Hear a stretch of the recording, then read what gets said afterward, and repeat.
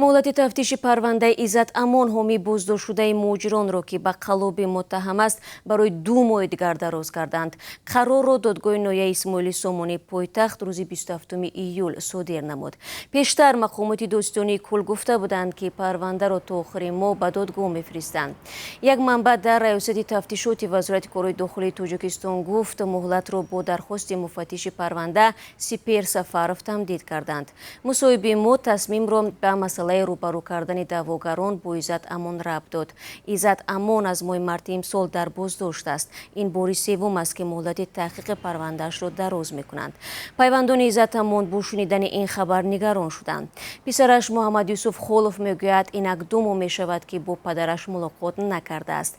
برعکس این به باور وکیل مدافع عزت امان سید بهرام شریفов با اعلان عفو به مناسبت 30 سالگی استقلال پرونده عزت امان شانسی 100% شامل این قانون شدن را دارد.